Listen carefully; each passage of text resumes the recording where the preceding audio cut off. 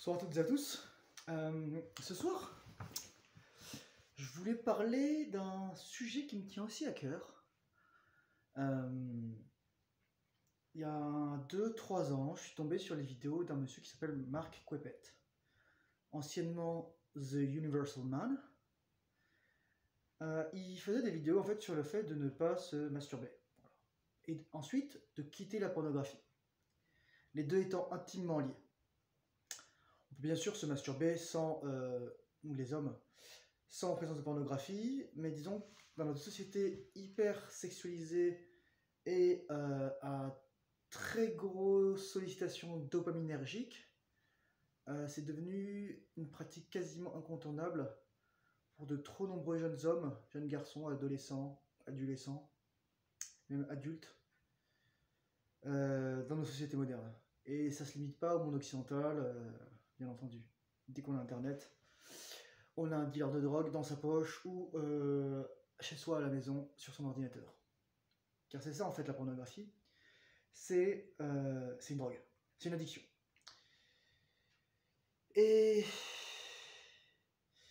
le problème c'est que c'est lié à un besoin primordial, que ce soit dans la pyramide de Maslow ou alors au niveau reptilien, c'est-à-dire on est au plus bas niveau, on est au plus ancien, la reproduction.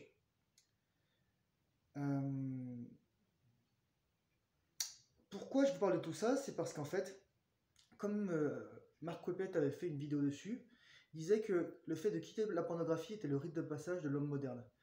Moi, j'ai envie de vous dire plus généralement que le fait de maîtriser son désir sexuel et de le transmuter est le rite de passage de tous les hommes.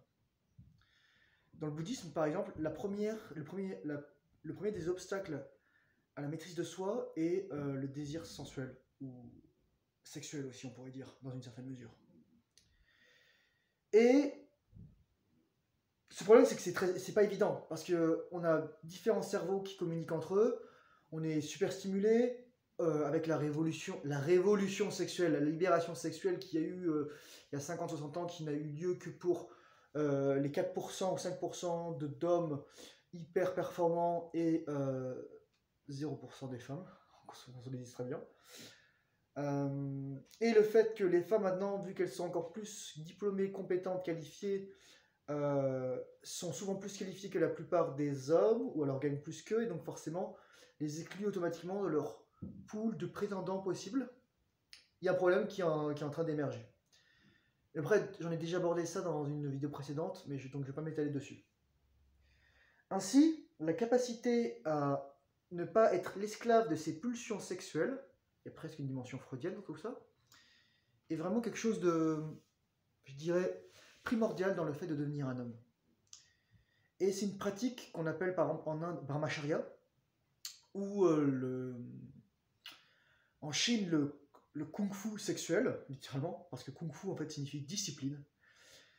Et le problème c'est que c'est un équilibre à trouver. Un peu comme Bouddha, au début il était dans un excès, c'est-à-dire les plaisirs, ensuite il est passé dans l'autre excès, l'ascèse et l'abstinence, et finalement il a trouvé l'équilibre. Et cet équilibre il n'est atteint que par un travail sur soi, surtout une compréhension des mécanismes à la fois physiologiques, physionomiques et psychologiques qui entourent tout cela finalement. La nature nous pousse à nous reproduire, c'est pour ça que les femmes ont leur cycle menstruel tous les mois, et c'est pour ça que les hommes littéralement lorsqu'ils voient un morceau de peau féminine, ça y est, c'est l'explosion des hormones. Et c'est toute la vie de l'homme, et surtout en particulier lorsqu'il est jeune. Cela dit, cela se maîtrise. C'est pour ça qu'on a un magnifique cortex préfrontal qui nous permet de retarder notre gratification et de faire en sorte qu'on puisse bâtir des choses à long terme, et pas seulement dépendre de la gratification instantanée. Par exemple, en Inde, on a développé ce qu'on appelle le Mula Bandha, qui est littéralement le verrou du chakra racine. C'est littéralement en fait, la pratique qui permet de maîtriser chez les hommes leurs muscles pelviens et coccygiens et génitaux pour avoir un orgasme sans éjaculer. Le meilleur des deux mondes. Et en Chine, c'est pareil, avec tout ce qui est la pratique justement des renforcements musculaires à ce niveau-là, et vraiment la conscientisation de cette pratique qui est en fait une perte de substance pour l'homme, bien entendu, alors que la femme, elle a une part de substance réglée, mais qui n'est pas liée à son désir ou son plaisir sexuel. On est rentré dans le vif du sujet, j'ai envie de vous dire. Pourquoi c'est si important? Parce qu'en fait, le sperme, c'est littéralement la force créatrice de l'homme. On ne sait pas encore comment créer un être vivant autrement, peut-être par le clonage, mais c'est encore très limité, parce que lorsqu'on clone, en fait, la cellule clonée a l'âge de la cellule qui est clonée. Donc finalement, on repart pas de zéro. Voilà. Et il faut faire ça très tôt, par exemple, au niveau des premières divisions cellulaires, parce que les cellules se spécialisent très vite et perdent leur dimension totipotente, leur capacité à se différencier en toutes les cellules du corps, très tôt. Dans le sperme, qui est littéralement c'est un concentré, c'est plus concentré en termes de protéines que le muscle. En termes de mitochondries, idem. D'ailleurs, les spermatozoïdes, contrairement à la croyance que c'est le plus rapide qui arrive, qui féconde l'œuf, il y a une sélection très sévère, presque, qui est à l'image de la sélection des femmes pour les hommes. Donc une sélection très sévère des spermatozoïdes par l'utérus, la zone pellucide, les trompes de Fallope et l'œuf lui-même. Vraiment. Même si tu arrives le premier et que t'es pas, on voit que ton matériel génétique ou alors t'es pas assez actif, on te recale. Donc finalement, il y a plus qu'un hasard, il y a vraiment une décision j'ai envie de dire quasi consciente de la part des gamètes pour dire ok d'accord, moi maintenant je suis un bon candidat et l'œuf dit ok je te laisse rentrer. Et à ce moment-là ensuite il se ferme à tous les autres spermatozoïdes et basta. Je mettrai l'article qui est paru dans le Devoir, même s'il était un petit peu drôle à la terme d'écriture avec les histoires de patriarcat. J'ai fait. Bref. Et les autres composés qu'on peut retrouver dans le sperme qui sont ensuite diffusés dans le corps lorsque la concentration devient suffisamment importante et que la testostérone aussi commence à augmenter. Parce qu'il faut savoir que les spermatozoïdes mettent entre 60 et 120 jours à maturer. Donc les gens qui me disent j'ai les testicules pleines au bout d'une semaine, je fais excuse-moi. Par contre, vous pouvez avoir la prostate pleine, mais votre corps se chargera lui-même de vider l'excédent, notamment dans une émission nocturne, ou ce qu'on appelle un rêve humide. Les composés qui sont produits par les testicules et l'excès de sperme, lorsqu'il y a rétention, donc rétention de semences, en français on dirait pour semen retention en anglais, ce sont la spermidine, la spermine et la thermospermine, qui sont en fait construits à partir de précurseurs que sont la putrécine et la cadavérine. Ce sont des chaînes carbonées avec des fonctions amines. Donc c'est pour ça que les acides aminés, les protéines qu'on consomme sont extrêmement importantes dans la production de spermatozoïdes. Sans compter en fait tous les hormones stéroïdiennes qui sont produites par les testicules. On estime qu'environ 84% de votre testostérone est produit par vos testicules et 5% par vos glandes rénales ou d'autres parties.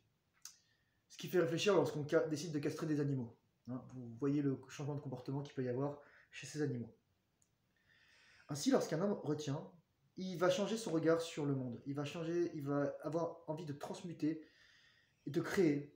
Comme par exemple, je le fais avec cette vidéo YouTube. Moi, actuellement, ça fait 36 jours que c'est ça. Et auparavant, juste avant, j'ai cassé j'ai fini un streak, on va dire, une lancée de 172 jours. Donc j'étais assez motivé. Et je me sentais top of the world. Et en fait, d'ailleurs, dans les 172 jours qui sont écoulés auparavant, j'ai perdu mon père et mon grand-père.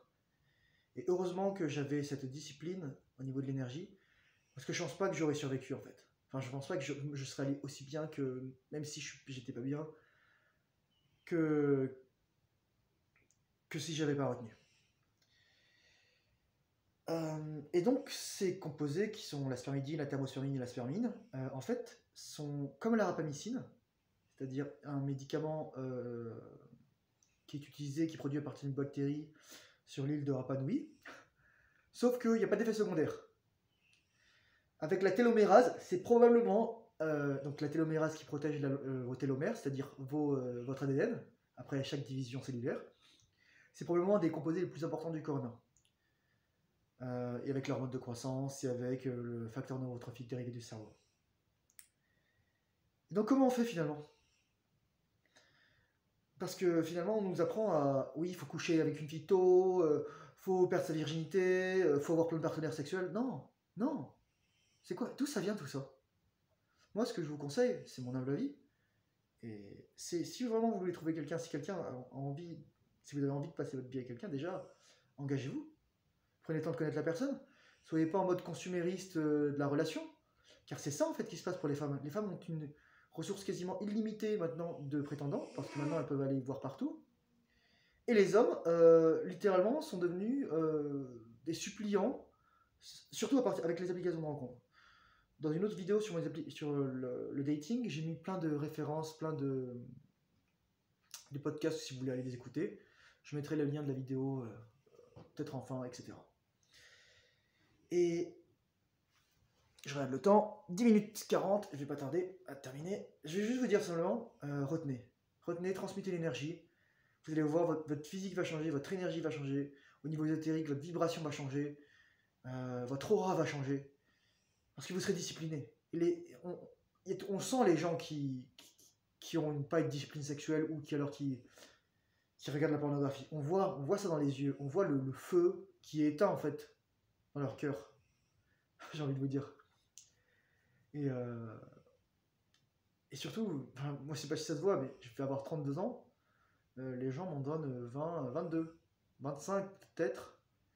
Parce que tous ces composés que je vous ai dit, en fait, sont des composés de longévité et rajeunissants. Et qui vous permettent d'avoir de l'énergie, d'avoir du drive, d'avoir envie d'accomplir plein de choses. Je vous souhaite bon voyage à tous, bon chemin. Je vous souhaite de vous guérir vos addictions, que ce soit la pornographie, ou le sucre, ou les glucides, ou les jeux vidéo. Je vous souhaite d'avoir la force de retenir. Je vous souhaite un bon courage, beaucoup de succès. Je vous souhaite de réussir, d'avoir l'abondance dans votre vie. Et je vous dis à très bientôt dans une prochaine vidéo. Bonne soirée.